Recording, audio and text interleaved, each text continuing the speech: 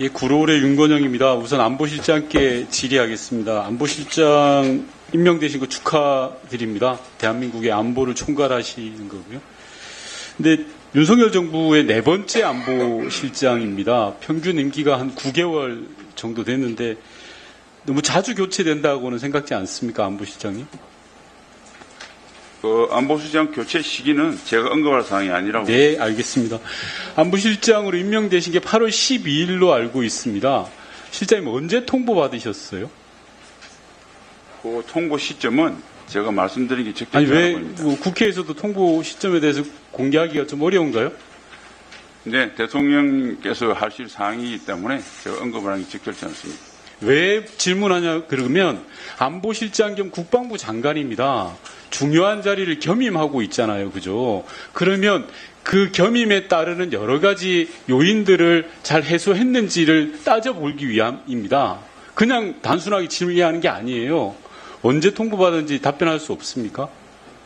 네, 그 대통령이 통수권 행위에 관련돼서 양해해 주시기 바랍니다. 예, 별걸 다 통수권이라고 하는 것 같습니다. 최근에 윤석열 정부의 독도와 관련해서 여러 이야기가 많습니다. 좀 앞서 여러 의원님도 질의를 하셨고요. 대통령께서도 괴담이다라고 이야기했습니다. 그럼 좀 살펴보겠습니다. 왜 이런 이야기가 나오는지 최근 1년간 독도 관련 윤석열 정부의 주요 행태입니다. 국방부는 장병 기본 교재 영토 분쟁 지역으로 표기를 했습니다. 외교부는 독도를 재외국민 공간으로 표시를 했고요. 행안부는 민방위 교육 영상에 일본 영해로 표기된 지도를 사용했습니다. 이게 단순한 실수나 착오라고 할 수 있을까요, 안보실장님? 이 정도가 실수와 착오입니까? 저는 독도는 아니, 제가 묻는 말에 좀 답변해 주십시오. 이 정도가 실수 또는 착오라고 판단하십니까? 안보실장이 보시기에.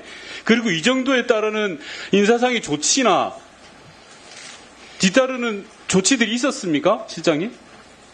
네, 저런 하여튼 독도는 그 어떤 경우든 아니, 실장님 제가 영토입니다. 묻는 거에 답변을 해 주십시오. 이게 단순한 실수냐 착오냐라는 아주 단순한 질문을 드렸고요.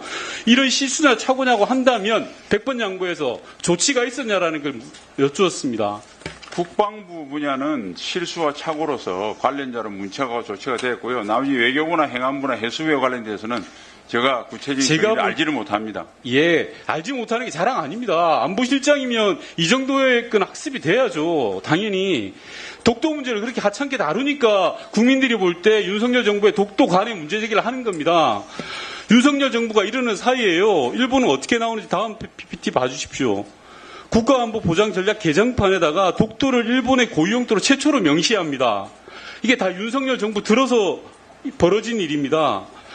국제사법재판소를 방문해가지고 일본 외무상이 이야기를 하고요. 정기국회에서조차도 이야기합니다. 심지어 한일 외교장관에서 외교장관 회담에서도 독도가 일본 땅이라고 우기기 시작합니다.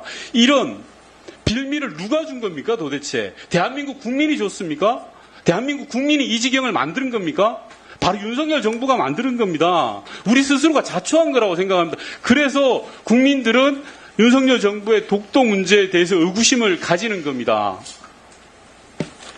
의원님, 독도가 잠시만요. 제가 질문한 게 아니고요. 것은, 안보실장님 제가 질의한 게 아니잖아요.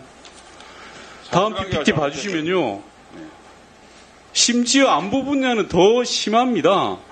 독도인권 해상에서 우길기 해상자위대 전함이 출연합니다. 그리고 일본이 주장하는 다케시마의 날에 우리 해군이 동해가 아닌 일본으로 표기된 해도를 사용하고 있습니다. 이런 일이 벌어지니까 수많은 국민들이 의구심을 갖는 거예요. 야, 윤석열 정부의 독도가는 뭐야?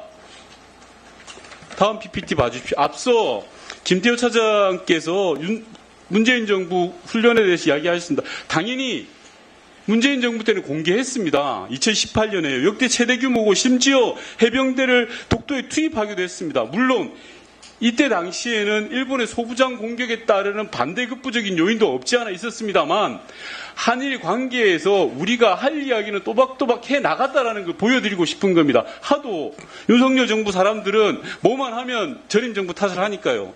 제가 좀 질문 드릴게요. 다음 PPT 봐주시면 국민들이 갖는 인식의 근저에는 이런 게 깔려 있습니다. 앞서 안보실장과 1차장은 뉴라이트적인 그런 인식의 거리가 멀다라고는 하고 있지만 뉴라이트는 독도를 이렇게 봅니다. 독도가 우리 땅이라는 근거가 없다. 한일 양국이 독도를 서로 양보해야 된다라고 해서 시중에는 지금 어떤 이야기가 나오냐 하면 이면 합의설이라는 저조차도 인정하고 싶지 않은 이야기가 나오고 있습니다. 혹시 안보실장님 이면 합의설에 대해서 들어본 적은 있습니까? 전혀 없고요. 이영훈 이사가 어떤 분인지 모르겠는데 저 인식에 대해서는 결단코 수용할 수 없습니다. 당연히 수용하면 안 되죠. 그러면 이제까지의 정부의 행태들에 대해서 지난 1년 동안 윤석열 정부가 독도와 관련된 여러 행태들에 대해서 보다 더 단호한 모습을 보였어야 합니다. 술에 물 탄 듯 물에 술 탄 듯 그런 모습을 보일 게 아니라요. 다음 PPT 봐주십시오. 안보실장님께서 지난 청문회 과정에서 국방부 장관 청문회 과정에서 일본과 국력 차이가 현재에서 이완용의 매국 어쩔 수 없었다라는 발언을 한 적이 없다고 하셨습니다. 청문회에서. 네. 맞습니까? 청문회에서 어떻게 얘기하냐면 저 문제를 누가 따옴표로 해서 나왔길래 과거 발언 중에서 네. 앞뒤를 보면 그때 당시의 상황을 예. 우리가 제대로 대비를 못해서 일본에서 나라를 뺏겼다. 북구 강병해야 예, 된다고 좋습니다. 강조한 거였습니다. 예, 이런 발언 하신 적이 있죠? 네, 연결을 말씀한 겁니다. 한 적이 없다고. 제가 말씀드릴게요. 이런 발언 하신 적 있다라고 이런 말씀 하신 적 있으면요. 제가 계속 말씀드린 겁니다. 이런 게 있으면 단호하게 이야기하셔야죠. 이런 부분에 대해서는 다음 PPT도 김태호 아까 1차장께서 중일마에 대해서 이러저러한 변명을 이야기하셨습니다. 국민들 마음에 상처를 주는 건 윤석열 정부예요. 그리고 용산 대통령실이에요. 왜 우리 국민들이 일본의 마음까지 헤아려야 됩니까? 그거는 정책을 하시는 그 자리에 앉아 계시는 안보실장이나 1차장이 하시는 일이에요. 저희 같은 사람들이. 왜 우리 대한민국 국민들을 이렇게 힘들게 합니까? 일본에 대해서 자존감을 무너지게 합니까? 이런 부분들에 대해서 좀 보다 단호하게 해야 됩니다. 그래야 윤석열 정부가 대한민국 정부구나라는 걸 국민들이 알 수 있습니다.